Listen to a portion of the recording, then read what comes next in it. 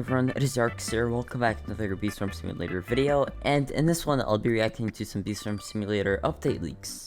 So one of my friends, his name is Banana Games, he made a few videos about things that might be coming to Beestorm, or like update concepts, so I'll be reacting to that.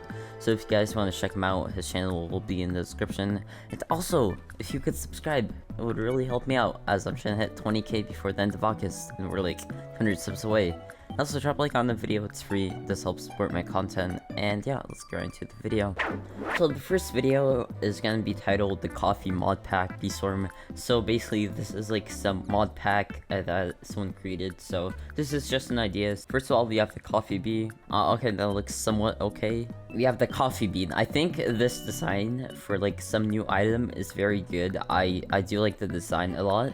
So, let's read this. A coffee bean, when fed to a bee, will raise its spawn by 20. They are the easiest treat to obtain, but they are not the favorite treat of any bee. High chance to drop from all mobs. So, I'm not sure how this will work, because when you level up bees, most people just buy treats with honey. They don't, like, grind mobs or, like, grind fields for the treats. And yeah, so I'm not sure how this will work. I would love to see this in like some crafting, like make it more of a rare item instead of like something that will be very common. And yeah, overall I like the design, but I'm not sure if the idea of this item works. We have the royal coffee. Okay, this looks very nice too. So you have times 2.2 conversion rate, grants times 2.2 BN player move speed. Okay, that is pretty overpowered, I'll be honest, for something that'll cost 100 of the coffee beans. So, coffee beans, like this guy previously said, they will be very easy to obtain, but I'm not sure how, like, this will work, because it's very overpowered if you have times 2 B move speed and stuff. You have 25% instant conversion. Oh my god, this is also too broken, man. This is way too broken, because anyone can have like 100% instant conversion if they get some decent ones. And yeah, I'm not sure how this will really work. I feel like this is way too overpowered. But yeah, so this costs 15 jelly, 2 enzymes, 100 of the coffee beans, and 2 oils. So yeah, like I just said, it's very cheap to make for the buffs. Then you have the coffee beaker. So once again, very nice design.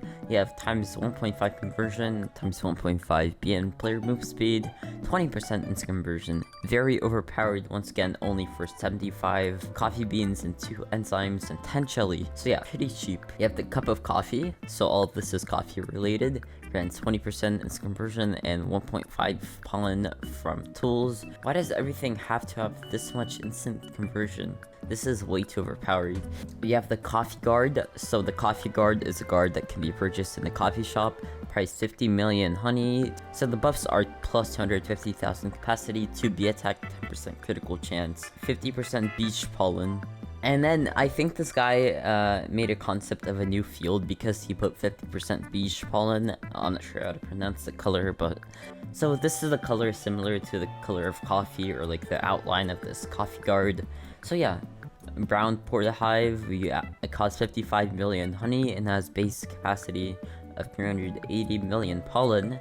I don't want to get much into this, but once again, very OP, man. I have no clue why they make everything so broken.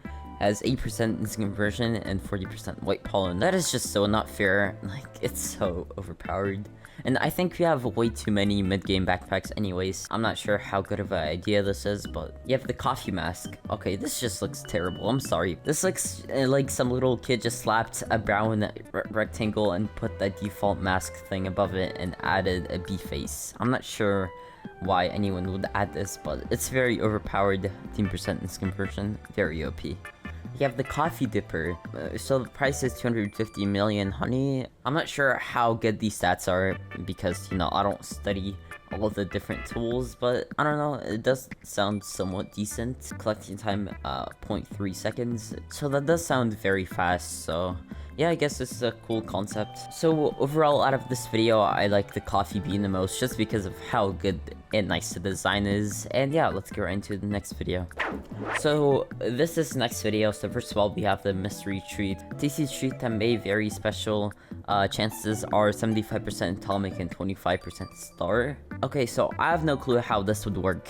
So is this like some very rare item? Because if you have a 25% a chance of gifting a bee with this does sound very overpowered. And once again, like, even if you don't gift a bee, like, and it's like a 75% chance to give your bees a mutation, so yeah, that does sound very OP. Then we have Dark Jelly, so this is just a reshaded Royal Jelly. I don't like this, like, off-brand Royal Jelly. So next we have the Full Moon, so a rarer variant of the Moon Charm grants 750 bond and 2% chance to make the bee gifted. So once again, if you like only need 50 of these like off-brand Moon Charms to gift a bee, well, how rare is this item? Because it should be very rare if you have a 2% chance to gift a bee with this, because it's pretty overpowered.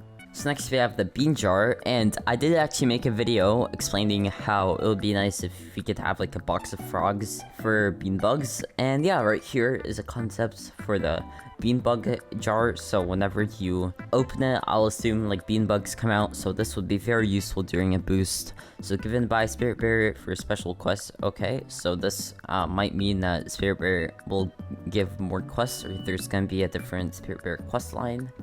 So next we have the Bear Pass, so an extremely lucrative ticket that skips a quest. Certain quests will have locks that make it unable to skip. So I'm not sure, once again, how this might be a good idea, because if you can skip literally any quest at all, like during events and stuff, like the Gummy Bear quest, which is very hard to complete, or like the BBM quest, this does sound way too overpowered to be like in the game. And I'm not sure like why anyone would want to skip quests, because, you know, it is kind of fun completing quests, especially if they're hard, because it's something to do during the game, like when it's not updating, and you can just instantly skip it. Yeah, I'm not sure how good of an idea this is. You have the Pollen Dice, which says boost colored flowers and bees by 15%. I guess that's a pretty nice boost, but I'm not sure how it would fit inside a Field Dice, because Field Dice gives you random field boost, and this is also like a redesign of the Field Dice, but it doesn't sound random at all. So it would be nice if this was like an actual item that you use like enzymes or like tropical drinks or something. Next we have the Sugar Treat, refills energy by 10% and grants 50 bond. So once again, this is a pretty useless item. You don't need anything that refills energy, because if you want your bees' energy to be refilled instantly, like all of them just reset, it literally just refills the energy for every single bee in your hive,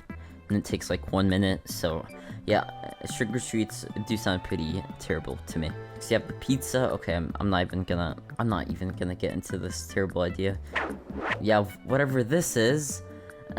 I have no clue what this is, but okay.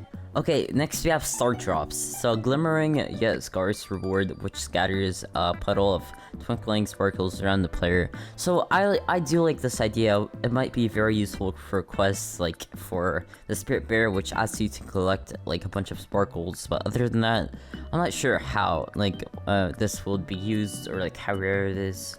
A special shattered seedling with a halved pollen count. I think whoever made this means that it takes 50% like less pollen to pop a sprout, so good idea. But for endgame players, I don't see this like being any use. I guess for early game players, this would be very nice, because it does take them a while to pop any single sprout. But yeah, I'd give this idea like a 5 out of 10. I don't see it being much useful. So next we have the Clover, so it says throw this pretty little leaf into the air, temporarily boost your loot luck. So I do like this idea. It might be very good for mob runs, but I don't know how rare this would be, or like if it would be craftable. It would be nice if you could craft it, like make it not too expensive but somewhat expensive, you know, like a couple of red extracts and like a couple of blue extracts. And yeah, so this will be very useful for like mob runs, or like killing the Stumpsnile or like Tunnel Bear, big mobs like that. And yeah, very good idea. So next we have a Gummy Bear, which I very much like this idea. So it would be very cool to see. If you guys didn't know, last Beesmas we had like all the shops based on the gingerbread bears. It would be very cool to see like a new shop based on the Gummy Bears, and maybe a new Cub Buddy skin, which is a Gummy Bear. So yeah, that is very cool. I would love to see this in the game. So on it, please add this. Yeah. Alright, so if you guys did end up enjoying this video, drop a like and subscribe with post notifications on. And also, please tell me in the comments, out of all these items, which one would you like to see added to the game? Because I just want to hear your opinion, and I do try and read as many comments as I can, so there's a good chance I'll reply to your comment. And also, if you want to join the Discord, it's going to be the first link in the description. And yeah, once again, if you'd like to subscribe, we're very close to 20k, so if you want to help me out, just subscribe, it's free. And yeah, also follow me on Twitter. I am very active on there, so it's just at YarksLOL. And yeah, I'll see you guys in the next video. Peace.